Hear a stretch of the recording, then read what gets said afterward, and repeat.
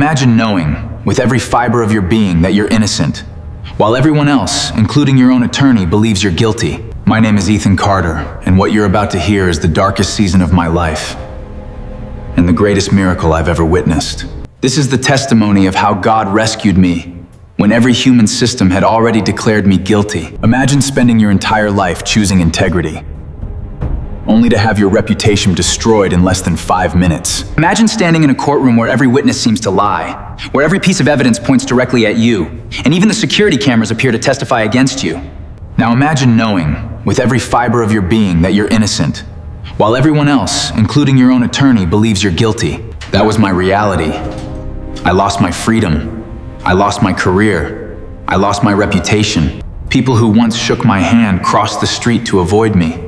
Some even questioned my faith. But what no one knew was that while every earthly witness had failed me, God had already preserved one witness that no human being could silence. If you're watching this today and you've ever been falsely accused, betrayed, or you're waiting for God to vindicate you, I want you to stay with me until the very end. Because I learned something I'll never forget. No lie is powerful enough to bury the truth that God has chosen to reveal. Before I share what happened, would you do something for me? If you believe God is still a God of justice, type "God is my defender" in the comments below. Your words might become the encouragement someone else desperately needs today. And if stories of faith, miracles, and God's faithfulness strengthen your walk with Christ, subscribe to Redeem Mind and turn on notifications.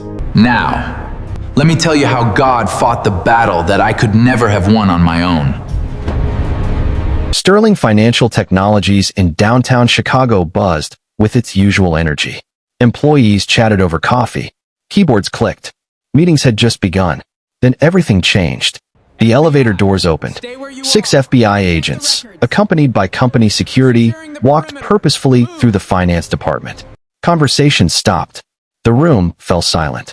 Every eye followed the agents until they stopped in front of one office. The nameplate on the glass door read, Ethan Carter, Senior Cybersecurity Analyst. Inside, Ethan looked up from his computer, confused. The lead agent stepped forward. Mr. Carter, stand up, please. Within seconds, cold steel handcuffs clicked around his wrists. Gasps echoed across the office.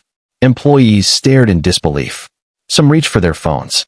Others whispered, "It can't be Ethan. There has to be some mistake." The lead agent looked Ethan in the eyes.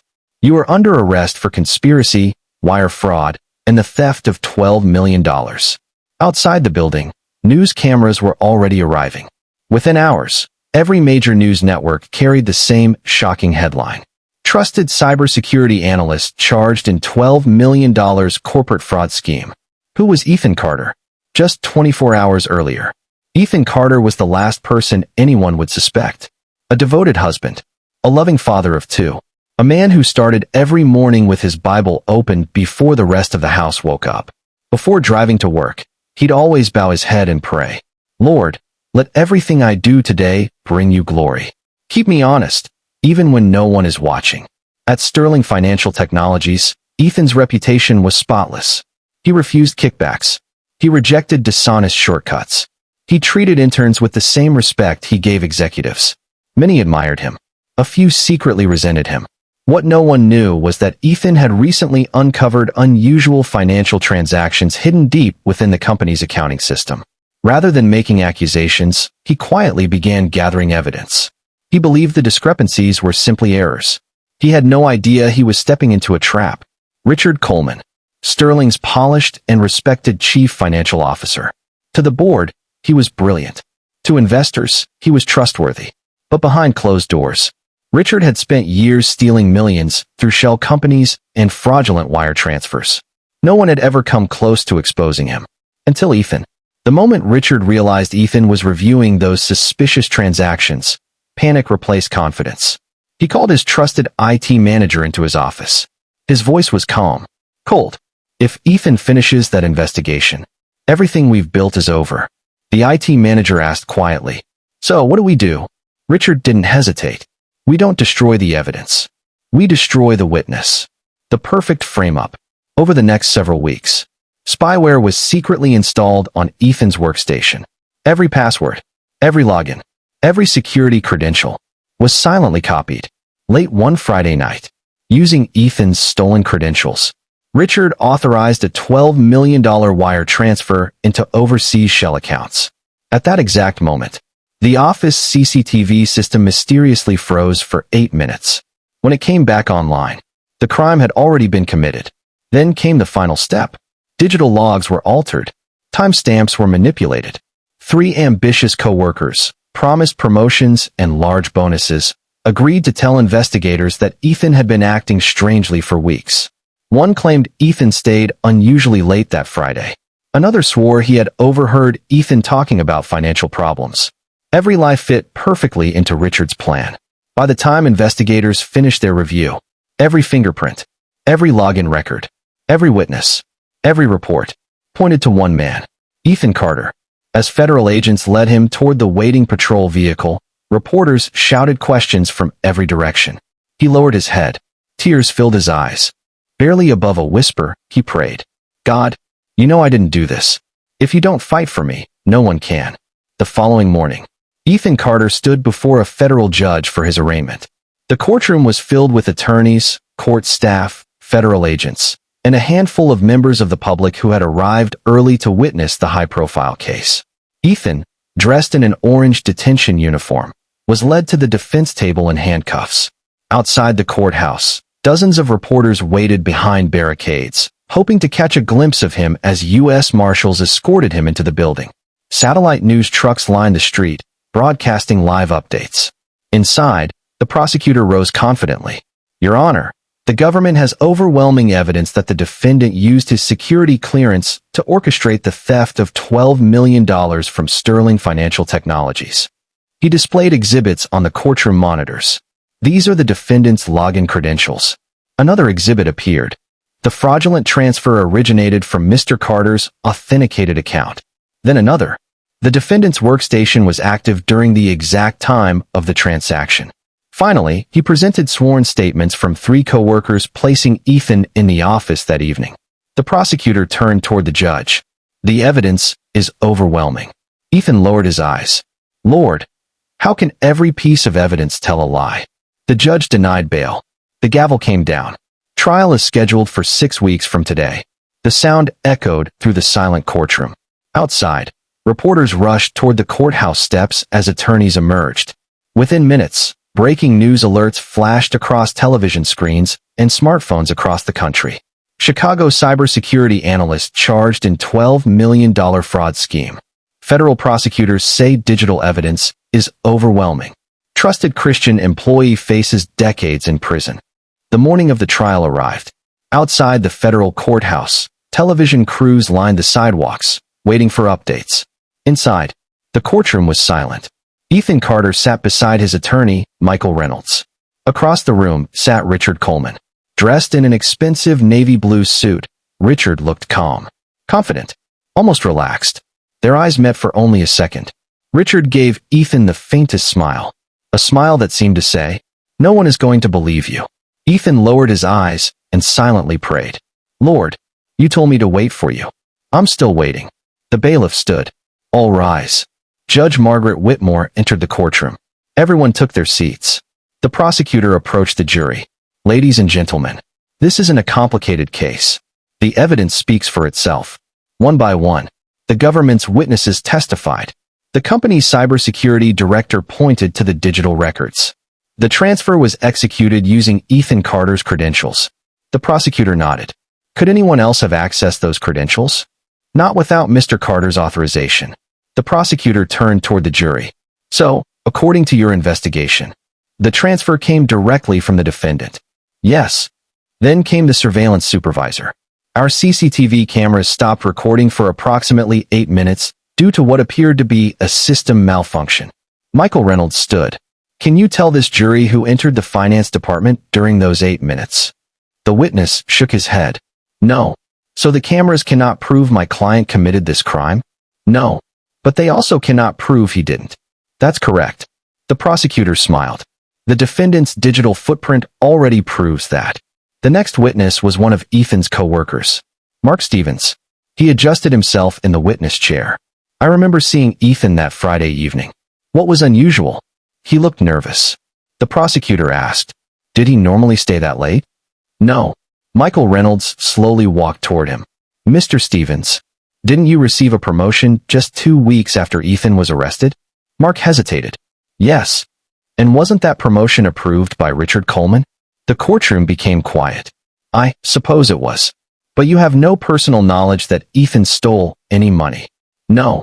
You only assumed he did because investigators arrested him. Yes. Michael sat down. Even though cracks were beginning to appear, the mountain of evidence still seemed impossible to overcome. The forensic expert testified next. He projected charts onto the courtroom monitors. The login records.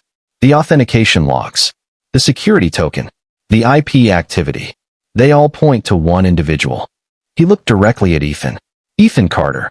Members of the jury exchanged glances. Several nodded as they took notes. Michael leaned toward Ethan. His voice was barely audible. They believe every word. Ethan closed his eyes. Father, please intervene. This is over. By late afternoon, both sides rested their cases. Judge Whitmore looked toward the jury. We will reconvene tomorrow morning for final instructions before deliberations. The courtroom emptied. Richard Coleman walked past Ethan. He stopped just long enough to whisper. I told you, truth doesn't matter. Evidence does. He smiled. Enjoy your last night as a free man. Richard walked away. Ethan watched him disappear down the hallway. For the first time, his heart almost gave in to despair. 20 miles away, dark clouds gathered over Chicago. By nightfall, a violent thunderstorm swept across the city. Lightning flashed across the skyline. Power flickered throughout Sterling Financial Technologies' Disaster Recovery Center. Emergency alarms sounded. Inside the secure server room, Senior Systems Engineer Daniel Foster rushed toward the backup servers. Come on, don't fail on me now. His co-worker, Emily Ross, joined him. We've lost connectivity to Archive Cluster 3. Daniel frowned. That's impossible. Those servers were supposed to be decommissioned next week. Emily looked at her tablet. They were. The deletion job was scheduled for tomorrow morning. Daniel sighed. Then let's bring them back online before we lose everything. For nearly 2 hours, the engineers worked to stabilize the systems. Finally, the old archive came back online. Daniel froze. Emily, come look at this. She walked over. What is it? He stared at the screen in disbelief. This archive shouldn't even exist. Emily looked confused. What do you mean? It was marked for permanent deletion months ago. So why is it still here? Daniel slowly scrolled through the recovered files. His eyes suddenly widened. No. No way. What? These are immutable forensic snapshots. Emily leaned closer. I've never seen those before. Nobody has. They were automatically created during a software update years ago. They're read-only. They can't be altered. His hands began shaking as he opened the records from the night of the fraud. Seconds later, the room fell silent. Ethan Carter's username appeared. But beneath it, a second record surfaced. Daniel whispered. Oh my God. Emily stared at the screen. What is it? The login credentials were cloned. He clicked another file. Another hidden record appeared. The transaction wasn't executed from Ethan Carter's workstation. He clicked again. It originated from. His voice stopped. Emily finished the sentence. Richard Coleman's executive laptop. Daniel opened another file. Security logs appeared. Someone had altered timestamps. Then another record. Administrative privileges used to erase audit trails. User ID. Lisa Morgan. Richard's trusted IT manager. Emily covered her mouth. They framed him. Daniel leaned back in his chair. I've worked here for 14 years. I've never seen anything like this. He immediately picked up his phone. Get me the U.S. Attorney's office. This can't wait until morning. The next morning, Judge Whitmore entered the courtroom. The jury was seated. Richard Coleman looked completely at ease. Michael Reynolds quietly organized his notes. Ethan bowed his head one last time. Judge Whitmore adjusted her glasses and said, Ladies and gentlemen, before I instruct the jury. Suddenly, the courtroom doors burst open. Every head turned toward the courtroom entrance. An assistant U.S. attorney hurried inside, carrying a sealed evidence box and several folders. He walked quickly to the lead prosecutor and whispered into his ear. The prosecutor's expression changed instantly. His confidence disappeared. He stood. Your Honor, the United States respectfully moves to reopen the evidence. Judge Margaret Whitmore looked surprised. On what grounds? We have just received newly discovered forensic evidence that is directly relevant to the guilt or innocence of the defendant. The courtroom erupted in whispers. Judge Whitmore struck her gavel. Order. She looked toward Michael Reynolds. Counsel, any objection? Michael slowly stood. No objection, Your Honor. We've been praying for the truth. Judge Whitmore nodded. Motion granted. You may proceed. Minutes later, Senior Systems Engineer Daniel Foster took the witness stand. After taking the oath, the prosecutor began. Mr. Foster, tell the court what happened last night. Daniel took a deep breath. A severe thunderstorm caused failures at Sterling Financial Technologies Disaster Recovery Center. While restoring backup systems, my team recovered a forensic archive that had never been examined. Why hadn't it been examined? Because no one knew it existed. He pointed toward the courtroom monitor. It was stored inside an immutable archival snapshot created automatically during an older software update. The prosecutor asked, "Can these records be altered?" "No." "Deleted?" "No." "Manipulated?" "No." Daniel looked toward the jury. "They're read-only. They preserve exactly what happened." The courtroom became silent. The prosecutor displayed the recovered records. "Mr. Foster, what did you discover?" Daniel clicked to the first exhibit. Ethan Carter's credentials were stolen nearly 3 weeks before the fraudulent transfer. Another click. The transfer did not originate from Ethan Carter's workstation. Another click. It originated from Richard Coleman's executive laptop. Gasps echoed throughout the courtroom. Richard's face lost all color. Daniel continued. "We also discovered evidence that security logs were altered after the transaction." Another document appeared. The administrative account used to erase those records belonged to Lisa Morgan. Lisa Morgan froze. Tears immediately filled her eyes. The prosecutor asked one final question. "In your professional opinion, could Ethan Carter have committed this crime the way investigators originally believed?"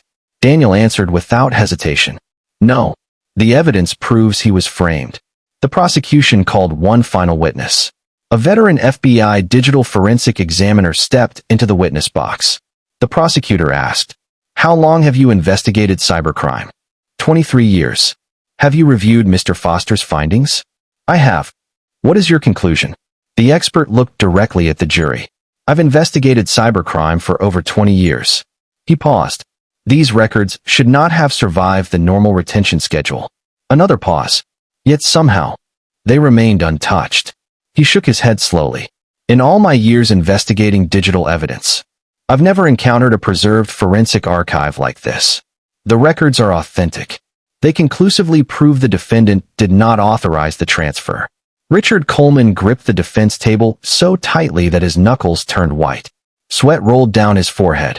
His breathing became heavy. Beside him, Lisa Morgan suddenly burst into tears. She stood before anyone could stop her. "I can't do this anymore." The courtroom fell completely silent. She turned toward the judge. "I'm sorry." She pointed at Richard. "He planned everything. He ordered me to install spyware on Ethan Carter's computer. He stole Ethan's credentials. He told me to erase the security logs. He promised me a promotion if I stayed quiet." She broke down sobbing. "Ethan never stole anything. He didn't even know what we had done." Richard closed his eyes. For several seconds, no one spoke. Finally, Judge Whitmore looked toward him. "Mr. Coleman, do you wish to respond?" Richard slowly stood. The confidence that had once defined him was gone. He looked across the courtroom at Ethan Carter, then lowered his head. His voice trembled. I buried the truth." Tears filled his eyes. "But I couldn't escape God. I kept hearing the same words every night. Be sure your sin will find you out." He covered his face with both hands. "I did it. I framed Ethan. I'm guilty." Within seconds, FBI agents approached Richard Coleman and Lisa Morgan. As handcuffs clicked around their wrists, Richard looked at Ethan one final time. "I'm sorry." Ethan simply nodded. "I forgive you." Judge Whitmore waited until the courtroom became quiet again. She looked toward Ethan Carter.